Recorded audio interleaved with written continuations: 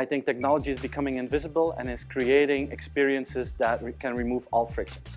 Now, this is an overused example, and they're in the room, but I share this with people all over the world, and most people agree with me. I don't know if you guys agree with it, but I think one of the best parts of an Uber experience is getting out of the vehicle. Because you just, and I mean it in a positive way, because you just thank your driver, you get out, you close the door, and you have paid. You don't know how you've paid, you don't know how much you've paid, but you like it, you know? And I came over here from the airport with a traditional taxi. It was a really friendly guy, but the payment process, and it went well. It took me 1.5 minutes. That is a frustrating 90 seconds. You don't want to sit there for 90 seconds, you just want to get out and get into the hotel, take a shower, and you don't want to waste 90 seconds in that. And I think that's fantastic. And I think customer experience is going to need those invisible technologies to take it to the next level. Now, look at most of the things that we've been talking about today and in my presentation. Data, sensors, behind-the-scenes robots, machine learning, Wi-Fi that's everywhere. All of them are completely invisible for customers. What can they do if you're good at them? They can automate everything. They can make sure that you become faster than real time. And personalization can be lifted to another level that you reach that segment of one. Now, think about this. This smart central heating system that I talked about earlier in the presentation. That central heating system looks exactly like a non-smart or a dumb central heating system. It's invisible technology, but it is creating better services. Oops. I have to turn this down a little bit. Can you turn it down a little bit? Doesn't work. Okay. This is my, I'll do it like this. This is my favorite app. I don't know if you guys have it. Magisto. Strong recommendation to download it. It allows you to make movies of your pictures just like in 1 minute time. It's extremely user-friendly. It's really fun. You can add music to it. So I downloaded the app. I think it's a $1 app or something like that.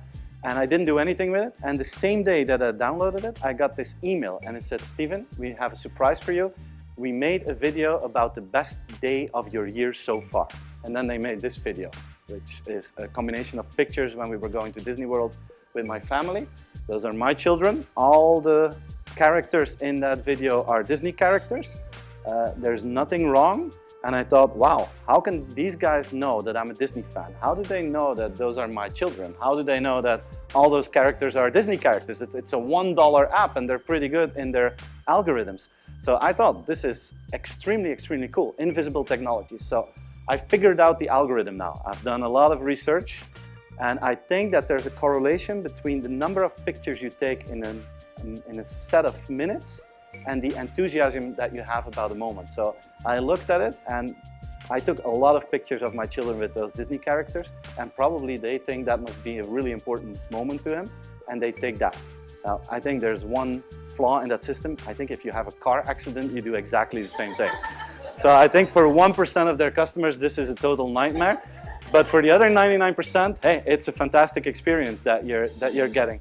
This is another company that I really like. It's a company that is here in the campus of Singularity University in Mountain View, run by an Italian guy. It's called Radio Mix. And this guy discovered that Wi-Fi bounces back on water.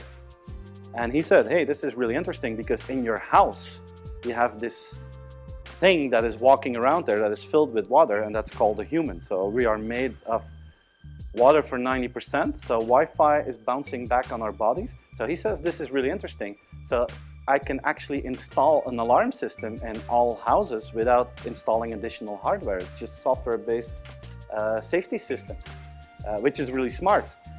And like hospitals are really interested in that. People that make social living projects are really interested into this. And he actually said, you know, and this is going to sound unrespectful, but you will know what I mean. He says, if we find a big amount of water on the floor, it actually means that someone fell and is maybe unconscious, like senior citizens that are living by themselves. We can detect that. We can also call in 911. We can make sure that the ambulance is coming over. If they have a digital lock, we can actually open the door through the system. So this is fantastic. And it's invisible technologies creating magical experiences. You know what the most frequently asked question is that he gets? What's this one? I have a dog. Does your system still works if I have a dog? And his answer is fantastic. He says it's very simple. If you have a dog that is smaller than 0.5 meter, you're fine. This system works. And if you have a dog that is taller than 0.5 meter, you don't need an alarm system. So that's a really cool one. But it's invisible. Technology is creating these experiences. So if you ask me, what do we need in customer experience in the day after tomorrow? This is how I'm thinking right now. It's about that artificial intelligence first mindset, rethinking interfaces, working with platforms, making sure we can scale our communication to the max, and we use invisible technologies.